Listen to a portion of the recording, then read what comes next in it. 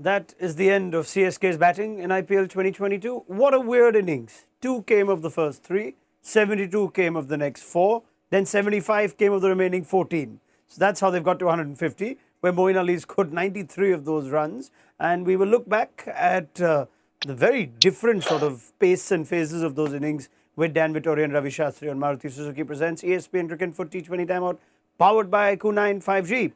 You ended up with 150. Please explain that.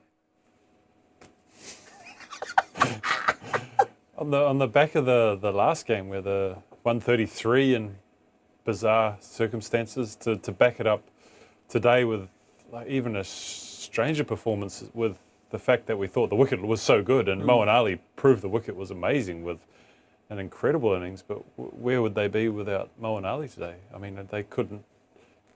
Yeah, I'm a little lost for words. What exactly are you sort of thinking? If you're on that dugout and you've seen Moeen take Trent Bolt down 26 or so, he's at there's 75 in the power play, and then Jagadish goes in, then Raidu goes in, then Dhoni goes in, and for 7.5 overs you don't have a boundary. I'm just trying to think, at what point in those 7 overs are you trying to get a message across?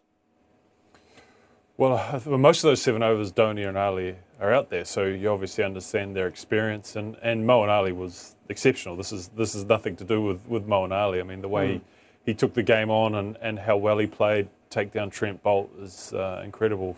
6 and 5 fours. But then it was the issue around intent. Jagadish, I mean, 1 off 4.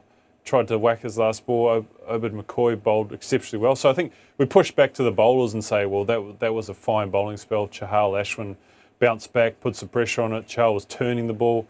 But then Dhoni, 26 of 28, we talked about in the pre-show how he's got it sorted. He's good to go. He should play for another couple of years. And this sort of performance, is a little baffling and strange that you'd think the thinking was we have to get 200 no matter what.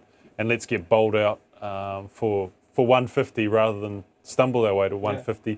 Let's capitalise on what Moeen Ali's done, because at the moment we're not appreciating just how good it was, because they managed to only get 150 runs.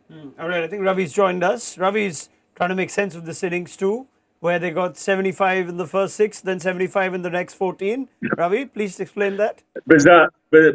Only thing I can say is probably the track slowed up, but still no excuse. I mean, they might still win the game, but easily from the position they were in, 25, 30 runs short. I mean, what happened? You got to then give credit to the bowlers.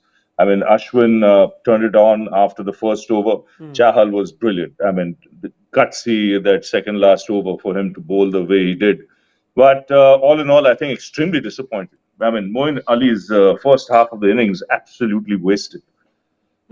I like that Ravi makes that point of Moeen's first half of his innings wasted. When you saw him go at that tempo, he clearly changed gears, or almost was forced into a change of gears. Now, is that down to his partners, or should Moeen Ali have just kept going, bang, bang, bang? No, it was purely down to his partners. His partners were getting out and taking the strike off him. So he lost momentum 2 ways, with his partners taking the strike off him. And secondly, the way that Ashwin bowled, I think in particular, to him, where he managed to get those Yorkers in, and he wasn't allowing him to be free-flowing, and Chahal as well. And I think when you're losing wickets out there, and you probably do change your mindset a little bit, and you think you can recover at the death, but it was never available to them because the 2 spinners and Obed McCoy, how well they bowled to all the Chennai batsmen. Ravi, we spoke so much about Dhoni finding his mojo as a batter this season, and there are some of these lovely 21s of 8s, 23 of 12s, 16 of 6 that I've seen this season. He paces himself in a chase. Do you sense sometimes when he's batting first, this sort of innings is just something that Dhoni does or decides he's going to do, and it catches up with him? No, you can't attribute it to that, but sometimes batting first, he leaves it a little too late. But coming back to Danny's point, very important point there. See, when a guy is smashing it the way he is in the first half of his innings, and you take the strike away from him, and then you lose wickets, then the rhythm of the player who's smashing it also goes. Especially if the pitch slows up a bit and the ball is gripping, as it did there. So it's a funny game. When a guy is hot, give him the strike. They always say that. Get to the other end, give him the strike. Here, what was happening was there were dot balls being consumed, and then the batsman in there was getting out. And then by the time 2, 3 wickets went, and then Dhoni came in, it wasn't easy for him because then he's thinking, if I get out now going for the big shot, then 150 becomes 140 or 135, which is, you're out of the game. Yeah, he's effectively batted like he doesn't have a lot of batting after him, which, in fairness, looking at this team, they've had batting till 9-10 in the past, but they're just Santner. Then the next batter was Simarjit Singh, as we saw. So was a cautious, if you want to call it that approach, justified? I think it probably paid into that thinking. Maybe Santner coming in, the two left-handers, because Ashwin, I think, had bowled out at that stage, so that could have been a plan. But yeah, it's just, I think there's more to it than just Dhoni's innings. It just felt like a complete shutdown of the intent from all the batsmen apart from Moeen Ali, and that's led them to a position of 150. I actually think they're 50 short. I know Chahal spun it a bit, but Ashwin didn't really try to spin it. He just bowled fast, but Chahal spun it, the rest didn't. I don't think I've ever heard an analyst say they're 50 short. Either we just say, no, that's poor. Yeah, Ravi, please. I was being kind. I was being kind by saying 20. Ravi's thinking 60. Yeah. Ravi's thinking 60 We thought they're going to be 400 runs today. Moeen Ali made us look like they're going to get like 300 or something. Anyway, but let's just talk about that over, and then we'll give credit to the Rajasthan bowlers. Moeen versus Bolt. I don't think I've seen Bolt taken down like that. I mean, 6 boundaries in an over. Wow. And Moeen Ali does not slog the ball. He just bats, and it's just such a delight to watch. It's free-flowing. This is when people talk about the acidic nature of left-handers, they're talking about Moeen Ali standing tall and just hitting through the line. If you drop short, then he has the ability to pick it up and then to do it against Trent Boult, who is arguably one of the best white ball bowlers in world cricket. It just shows you that when Moeen Ali's feeling like that, he's almost unstoppable. I mean, it's almost an innings that's due. Ravi, Moeen's been such a big part of their title-winning season in 2020. He's had a quiet sort of season. This was due from Moeen? Yes. Yeah, by his standards, because he's so good at the top, and this format suits him. He's a wonderful timer of the ball, as you saw in that first half of his first 50. And he gets it away very quickly and scores quickly. He bowls for you. He'll have a role to play in this game. We might be saying that they're short, but if someone, gets them out of jail here, it could be again Moeen Ali picking up 2 or 3 wickets, and having the final say. So, he's a terrific cricketer and ideally suited for this format of the game.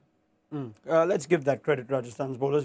Dan and Ravi have already mentioned the spinners. Obid McCoy, that's his best outing this season? I think so. I think we've seen him miss his slower ball occasionally, and that gets him in a bit of trouble. Today he only missed it once, and then he went to his off-cutter more than the back of the hand one. So it looked like he was ahead of the batsman, and I think that's a really good sign. And he's got pace. I think that's the thing we're probably not quite giving him credit for. He got up to around that 145, so he unsettled the batsman, even Moeen Ali, in terms of he couldn't get a read on exactly what he was going to do. Looks a handy bowler, even if they use him at the Eden Gardens, Ravi. Has the slow ball, has tall, has some bounce.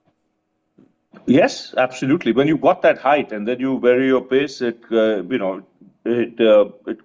be handy. It's important because, like you said, in Eden Gardens, if the ball is coming on to the bat at one pace all the time, you got to be able to vary your pace. If you don't, then you kind of become something that the batsman expects, from you all the time. We spoke about Samson, the captain, pre-show, Ravi. He had his imprint quietly on this innings, a slip for Ambati Rayudu. His use of his bowlers, wanted to bowl Chahal in the 19th. Liked it? I said before, he's a quiet operator. There's no too much of, hands, all over the place, showing he's the captain of the side. He goes about his business in a very quiet manner.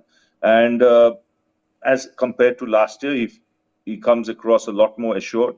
You've got someone like Sangakkara who settled into the role. Last year was his first season. This year is his second. So the communication between the captain and the coach will be much, much better. And it's there. It's evident for everyone to see. Rajasthan to chase this in 10 overs then? If the 50 I had them at 12. So 12. With a bonus point. With the bonus point. We've discussed that too. Watch out for that. Ravi, this game's going to be easy for Rajasthan. They should knock this off quickly. A quick game is a good game, but Yeah. it's Well said, Rajasthan yeah. favorites Well for said. sure. Yeah. Yeah. Mikey says that too. Ravi says that as well. Quick game's a good game. Okay, thank you, Ravi Shastri, Dan Vettori. See you very quickly at the end of the game on Maruti Suzuki presents ESPN Cricket for T20 Timeout, powered by IQ 950. Rajasthan, second place up for grabs. Let's see if they get it.